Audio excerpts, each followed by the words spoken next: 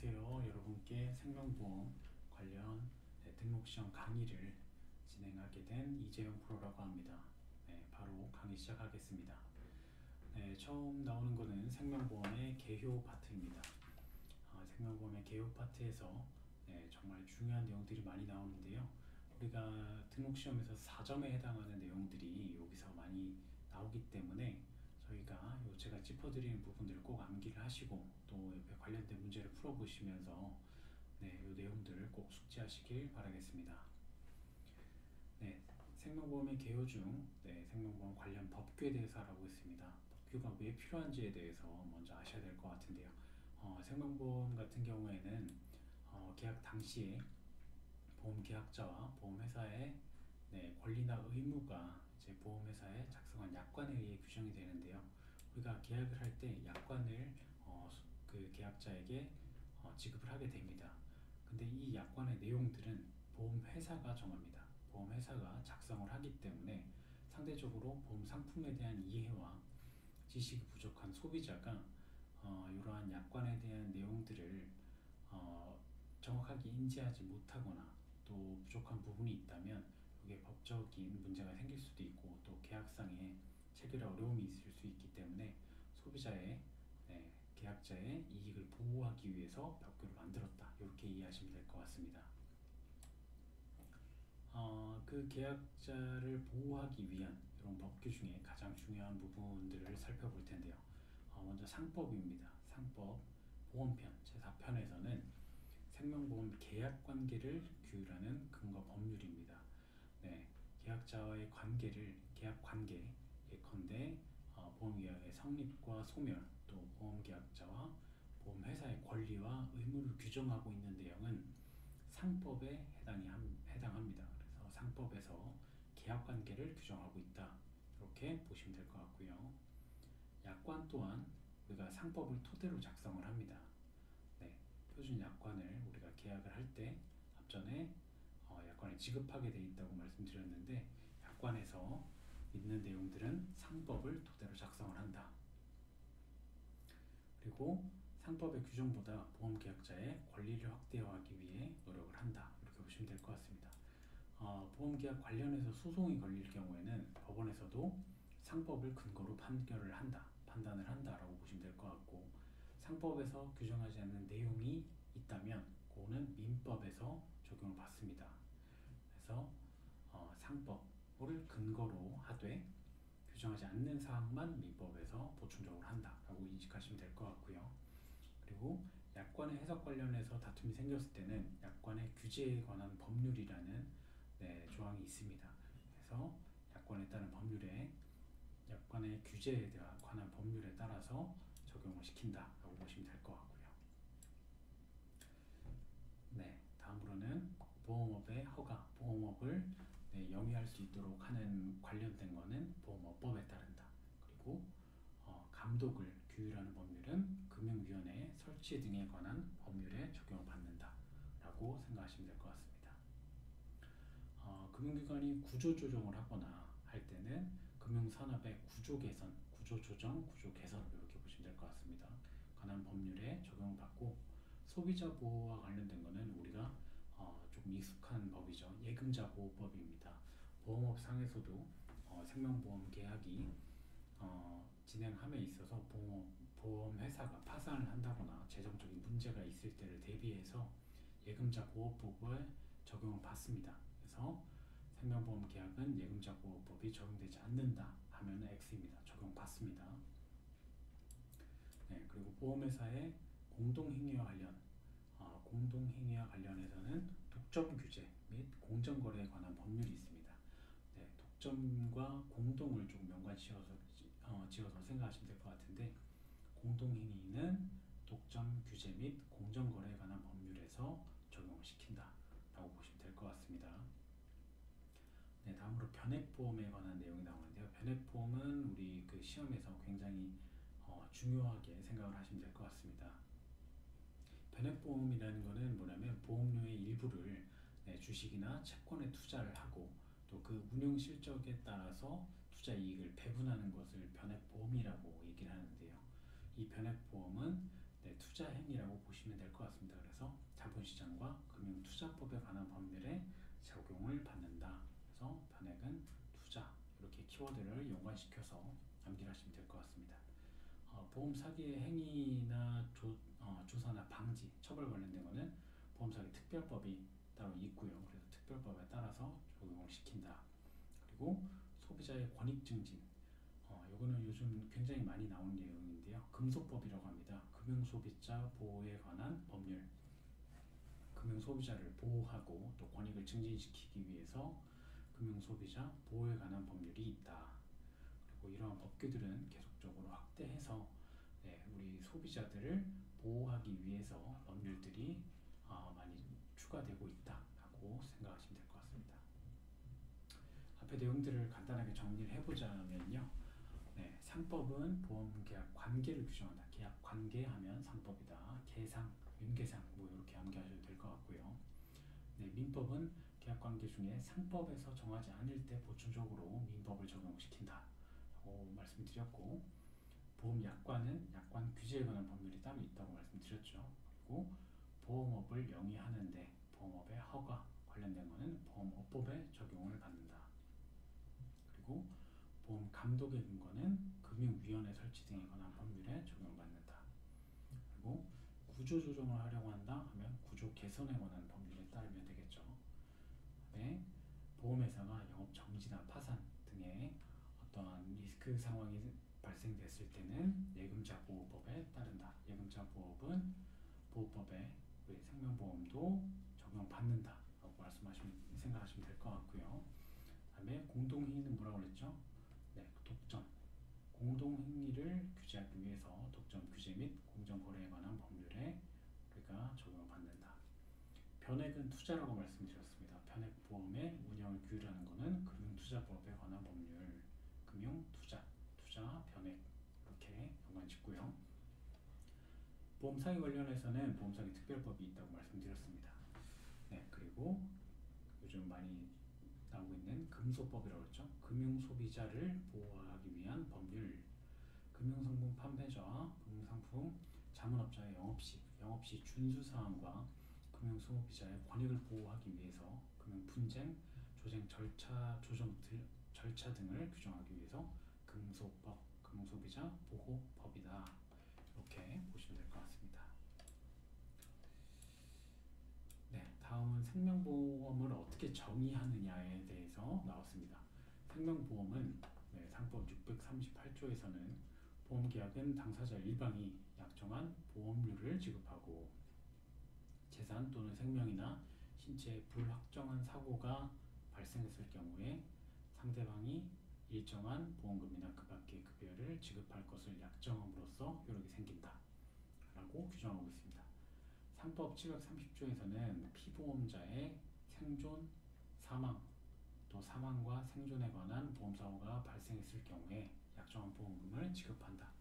결국은 불확정한 사고가 발생할 때 여기에 대한 사망,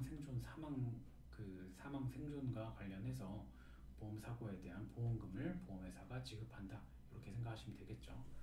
보험업법에서는 보험상품이란 위험 보장을 목적으로 우연한 사고 발생에 우연한이라는 키워드가 굉장히 중요합니다.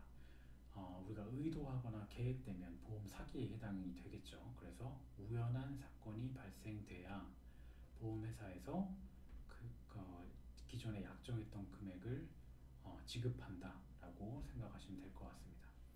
그래서 생명보험 상품이란 위험 보장을 목적으로 사람의 생존 또는 사망에 관하여 약정한 금전 및 그 밖의 급여를 지급할 것을 약속한다. 이렇게 정의하고 있습니다. 보험업법 시행령에서는 생명보험 상품을 세 개로 보고 있습니다. 생명, 연금, 퇴직보험 이렇게 여러 걸 하고 있는데요. 보험 종목에 따라서 한번 보면요.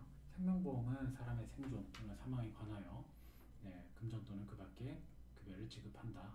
이렇게 얘기를 하고 있는데 사람의 생존 또는 퇴직과 관련하여 그 밖의 급여를 연금으로 줄 수도 있고 또 일시금인 퇴직보험으로 줄 수 있다. 그래서 사망, 사람의 생존이나 사망 때 생명보험, 그리고 연금으로 주는 연금보험, 그리고 일시금으로 주는 퇴직보험으로 이루어져 있다. 이렇게 보시면 될 것 같고요. 생명보험을 정의를 할 때 이해가 쉽고 또 중요한 부분은 손해보험과 비교하는 방법입니다. 생명보험 같은 경우에는 사람이 주어입니다. 반면에 손해보험 같은 경우는 재산이 주어입니다. 사람이 생존하거나 사망할 때 생명보험을 연관시킬 수 있고요. 재산에 손해가 났을 때 손해보험에서 보장을 합니다. 그래서 주된 보상 원칙은 우리 약관에서는 어떠한 사건이 발생을 했을 때 우리는 정해진 금액을 보상한다. 생명보험은 정해진 금액을 보상한다. 처음에 계약을 할 때 이 금액에 따라서 보험료도 변경이 될 거고요. 이렇게 해서 처음에 정한 금액을 보상을 한다는 거고, 손해보험은 반대로 실제로 손해를 보상한다. 실제 손해액을 보상한다. 그래서 실손보상 원칙을 갖고 있습니다. 보험기간은 생명보험이기 때문에 사람의 생존이 굉장히 장기간에 이루어지죠. 그리고 때로는 종신까지, 죽는 날까지 보장을 해야 되기 때문에 보험기간이 장기이거나 종신이다. 손해보험 같은 경우는 확정 기간, 일정 기간을 정해놓습니다. 그게 대부분은 단기일 경우고요. 그래서 보험기간은 단기이거나 확정 기간이다. 취급회사는 당연히 생명보험 회사에서 생명보험을 취급을 하고, 손해보험에서 손해보험 회사에서 손해보험 계약을 취급을 하겠죠. 이 내용을 또 정리하는 내용들이 있습니다. 보험회사의 건전한 경영과 또 보험계약자의 이익을 보호하기 위해서 법규가 계속 확대되고 있다라고 보시면 될 것 같고, 또 계약관계는 저희가 상법이라고 그랬습니다. 계약관계는 상법, 그 다음에 표준 약관도 상법에 의거해서 작성을 한다. 그리고 계약자의 권리는 확대되고 있다. 보험업의 허가, 보험업을 영위할 것인가 아니면 또 하지 못하겠는가, 여기에 대해서는 보험업법에 따른다. 그리고 감독 관련해서는 금융위원회 설치 등에 관한 법률에 따른다 라고 보시면 될 것 같습니다. 그리고 구조조정 관련해서는 구조 개선에 관한 법률이 있고, 또 소비자를 보호하는 것은 우리가 은행에서 예금하는 것처럼 예금자 보호법에 적용을 받는다. 그래서 보험회사의 파산이라든가 어떤 금융적 리스크가 있을 때 보호하기 위해서 예금자 보호법이 적용이 된다. 공동행위는 독점을 막기 위해서 공동행위 하는 것을 독점 규제를 한다. 이 법률이 있고요. 변액은 투자라고 그랬죠. 이게 금융투자업이라고 되어 있죠. 그래서 자본시장과 투자업에 관한 법률에 적용을 받는다. 변액보험은. 보험사기는 보험사기 특별법이 있고, 소비자의 권익을 증진하기 위해서 최근 많이 각광받고 있는 금소법, 금융소비자보호법이 소비자의 권익을 증진하고 소비자를 보호하기 위한 법률이다라고 보시면 될 것 같고요. 생명보험의 정의는 보험상품, 또 보험업법에서는 위험 보장을 목적으로 우연한이 키워드라고 했습니다. 계획되지 않은 우연한 사건의 발생에 관하여 금전 및 그 밖의 급여를 지급한다. 생명보험 상품에서는 위험 보장을 목적으로 사람의 생존 또는 사망에 관련하여 급여를 지급한다. 이렇게 보시면 될 것 같습니다. 이 밑에 주의로 표기되어 있는 내용들 꼭 한번 보시고요. 이러한 문장들이 실제로 시험에 사지선다 이런 데에서 지문으로 출제가 될 수 있습니다. 그래서 꼭 암기를 해보시고, 그러면 생명보험이 어떠한 특징을 갖고 있는지 한번 보겠습니다. 첫 번째로 보는 거는 유상 쌍무 계약서입니다. 유상이라는 거는 대가가 있다, 이렇게 생각하시면 될 것 같습니다. 계약의 양 당사자가 보험료, 보험금이라는 대가성 재산을 지급하기 때문에 상행이다, 유상행이다, 이렇게 말하고 있고요. 쌍무라는 것은 쌍방이 의무를 갖고 있다. 그래서 보험 계약자는 보험료를 납입해야 되는 의무가 있고, 보험회사는 사고 발생 시에 해당하는 보험금을 지급하는 의무가 있다. 그래서 양방, 쌍방이 의무가 있다. 이렇게 편무가 아니죠. 한쪽만 편향을 해서 의무를 지닌 것이 아니라 양쪽이 쌍방이 다 의무가 있다 하고 보시면 될 것 같습니다.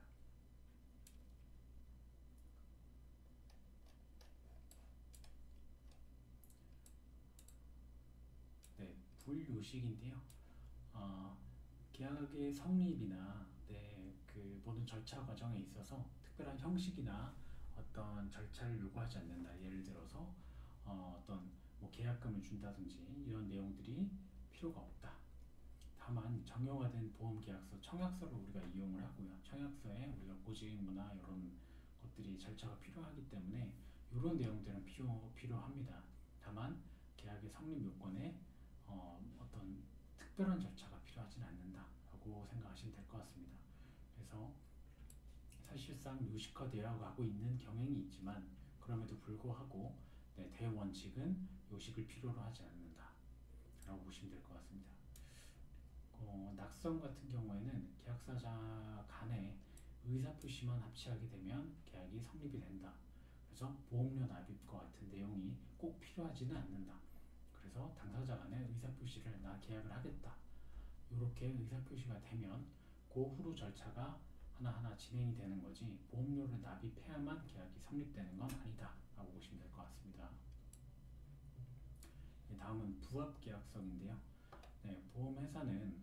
보험계약은 보험회사가 미리 작성해 놓은 약관에 따르게 되고 보험계약자는 보험계약 체결 시 그 약관을 전체로 동의하거나 아니면 거절하거나 이 둘 중에 하나만 해야 된다. 그래서 일부만 동의할 수는 없다. 자신에게 유리한 내용만 동의할 수는 없다라는 내용입니다. 그래서 그 이유에 대해서도 좀 우리가 알아보면 이해가 빠를 텐데요. 보험회사가 정말 많은 계약자들이 있지 않습니까? 그 계약자마다 우리가 계약자별로 약관을 특정화해서 작성하는 것은 불가능하겠죠. 불가능하기 때문에 전체로서 동의하거나 거절하거나 이 둘 중에 하나만 해라. 그래서 이 내용들을 전체로서 부합하면 계약을 하게 되고 아니면 하지 않을 수 있다. 이렇게 보면 될 것 같습니다. 그래서 뭐 지문에서 약관에서 일부만 동의할 수 있다? X입니다. 계약자별로 다른 약관을 작성한다? 안 됩니다. 전체로 부합할 때 계약을 하게 된다라고 보시면 될 것 같습니다. 네, 그래서 아까 말씀드렸다시피 약관은 보험회사가 미리 정형화된 약관을 만들기 때문에 작성자 불이익 원칙, 어떠한 다툼이 생겼을 때 작성자가 보험회사이기 때문에 그 작성자가 불이익을 갖는다라고 이해하시면 될 것 같습니다. 다음은 사행계약성입니다. 사행성이라는 뜻은 우연한이라는 키워드랑 좀 연관 지으면 좋을 것 같습니다. 보험회사가 보험금 지급 책임이 장래에 우연한 사고에 발생되어 있다라고 규정을 하고 있죠. 그래서 보험사고가 우연할 때 우연성에 근거를 하기 때문에 사행적 특성이 있다 이렇게 생각하시면 될 것 같고요.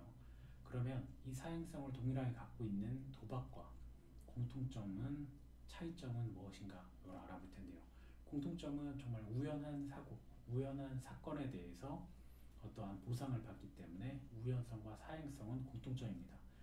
그러나 차이점으로는 보험은 자신의 미래의 위험에 대비해서 그 당시에 경제적인 생활의 안정성이 틀어지겠죠. 이러한 사건이 발생을 하면 이 안정성을 확보하기 위해서 소극적인 이익을 추구하고 이러한 의도를 갖고 있지만 반대로 도박 같은 경우에는 그런 어떤 경제생활의 안정을 추구하기보다는 어떤 요행을 노린 그런 행위이죠. 그래서 적극적인 이익 추구 행위로 처벌이 수반된다.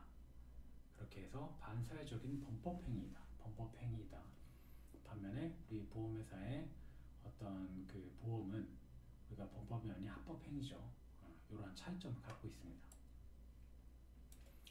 위의 내용과 연관이 될 텐데요. 선의 계약성을 갖고 있다.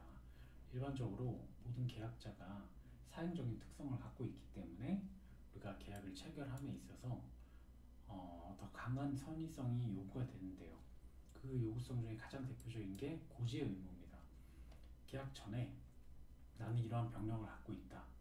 그렇기 때문에 이러한 계약에 우리가 보장을 못 받는다거나 이런 어떤 고지를 해줘야만 계약이 안전하고 완벽하게 성립이 되는 거겠죠. 그래서 이런 고지 의무를 하지 않을 경우에서는 우리 표준약관에서 보험회사는 계약을 해지할 수 있습니다. 이 키워드 주의할 텐데요. 해지할 수 있다. 무효가 아닌 해지할 수 있도록 규정한다 라고 보시면 될 것 같습니다. 예, 다음은 계속계약성입니다. 보험계약은 일정한 기간 동안 계속됩니다. 이게 장기간 이루어지죠. 보통 보험이. 그렇기 때문에 보험회사는 그 기간 동안 의무가 있죠. 어떤 의무가 있냐면 보험금을 지급을 해야 돼요.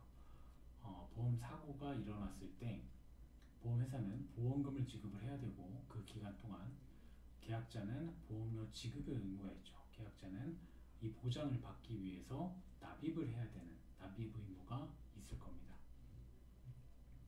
그래서 계속계약적인 특성으로 인해서 우리가 고지 의무를 위반하거나 통지의무를 위반할 때 해지를 할 수 있다 라고 볼 수 있습니다. 다음은 상행위성인데요. 우리가 아까 말씀드렸다시피 계약과 관련된 거는 상법에서 의거를 한다라고 말씀드렸죠. 우리가 상법에서는 보험을 영업적 상행위로 규정을 한다. 이윤을 추구하고 있기 때문에 상행위다. 그래서 보험회사는 상인이므로 보험회사는 이윤을 추구하니까 상인이죠. 계약자가 상인이 아니더라도 당사자 모두가 상법에 적용을 받는다. 그래서 상법에서 우리가 약관도 규정을 하고 있고요. 이렇게 상법과 연관성이 많다. 왜냐하면 보험 행위는 상행위이기 때문이다 라고 이해하시면 될 것 같습니다. 네, 다음은 개별성과 단체성입니다. 보험 계약은 계약자는 개인이죠. 그리고 보험회사는 단체죠. 그래서 개별성과 단체성 모두 갖고 있다. 네, 그래서 정리하자면 위상 보험료와 보험금이라는 대가성인 금전거래가 있죠. 무상으로 무료로 해준 게 아니죠. 그래서 유상이다.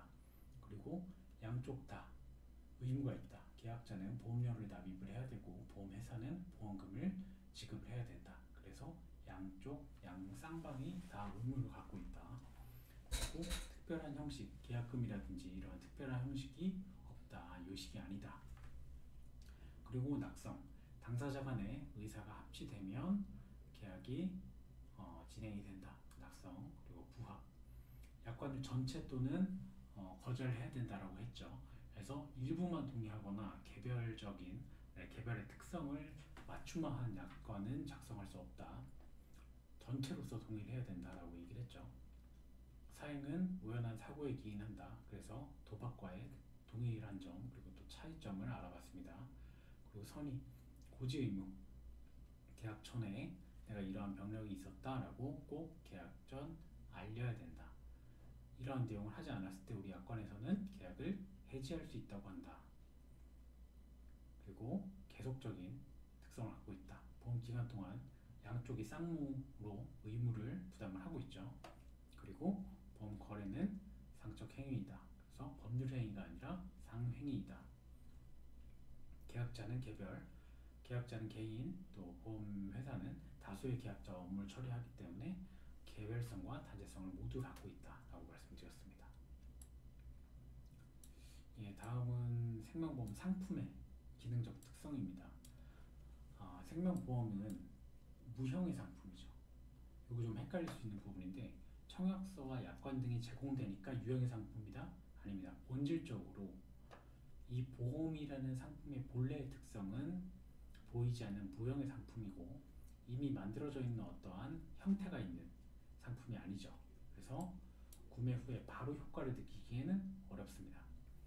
그렇기 때문에 우리가 상품 권유 단계에서 우리가 충분한 설명을 필요로 해야 됩니다. 왜냐하면 구매 후 바로 어떤 효능이 보여지는 게 아니기 때문에 이번에 미래지향적인 내용과 연관되어 있는데 미래지향적이고 장기 효용, 장기간에 걸쳐서 효용이 발생할 수 있다.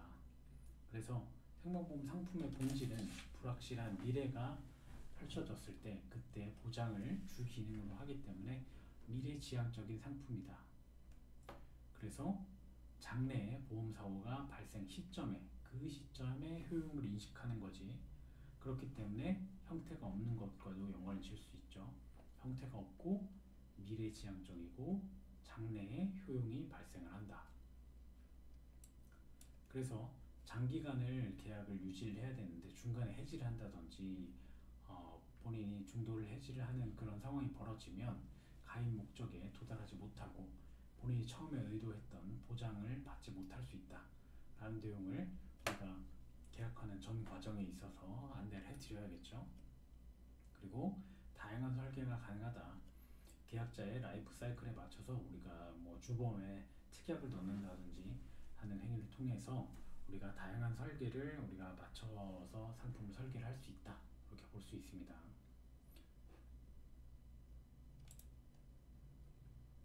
네, 다음으로는 수요가 비자발적이다. 수요가 비자발적이라는 얘기는 소비자가 필요성을 본인이 이걸 들어야겠다라고 인식하고 먼저 다가오는 경우는 많지는 않다라고 보면 될 것 같습니다. 그래서 소비자가 필요성을 인지하고 자발적으로 가입하기에는 내용도 어렵고 의지도 없을 경우가 많다. 그래서 전문성을 가진 설계사가 모집인이 안내 자료를 통해서 설명하고 권유함으로써 판매가 보통은 이루어진다. 그리고 청약과 승낙이 필요한 절차가 필요하다고 하는데요. 어떤 절차가 필요하냐면 여기에는 빈칸이 나올 수도 있습니다. 계약자의 청약입니다. 우리가 부동산 청약을 할 때 우리가 이제 계약자가 청약을 하죠. 계약자의 청약과 보험회사가 고지 의무를 했는지 또 거기에 건강 진단을 통해서 우리가 이 계약자가 어떠한 병력이 있는지 이런 내용들을 건강 진단을 통해서도 할 수 있고 또 이러한 심사 과정들을 통해서 승낙을 하게 되면 그때 완전하게 계약이 성립이 됩니다. 그래서 이러한 청약과 계약자의 청약과 보험회사의 승낙의 절차가 필요한 상품이다 라고 이해하시면 될 것 같습니다. 마지막으로 계약 후에 우리가 앞서 말씀드렸다시피 장기간에 걸쳐서 이루어지기 때문에 이 계약에 대한 진척사항 또 정기적인 보험료 납입 또 보유 계약이 어떻게 잘 유지가 되고 있는지 또 제도 변경이 일어났을 때는 변경이 이루어졌다라는 것들을 내용을 안내를 해드려야겠죠. 그리고 변액보험 같은 경우에는 수익률이 났을 때는 그 수익에 대해서 지속적인 정보가 제공이 되면서 또 이 계약자가 희망하는 부분에 대해 계약을 추가적으로 이행할 수도 있고 또 담보를 줄일 수도 있고 이러한 변동성을 가질 수 있겠죠. 결론적으로 계약 후에도 지속적인 관리가 필요한 특성이 있다. 이렇게 보시면 될 것 같습니다. 이번 장은 이렇게 정리를 하고요. 앞서 말씀드렸다시피 옆에 있는 이렇게 정리된 내용들 꼭 한 번씩 보시고요. 또 그 앞에 이런 관련 문제들이 있습니다. 문제를 보시면 답변도 내용이 달려 있고 그렇기 때문에 이 지문들을 꼭 읽어보시고 틀린 부분들 어떠한 부분이 틀렸는지 또 앞으로 돌아와서 그 부분에 대해서 한 번 더 확인하시는 내용들을 꼭 이 과정들을 거치신 후에 시험 응시하셨으면 좋겠습니다. 오늘 수업은 여기서 마무리하겠습니다.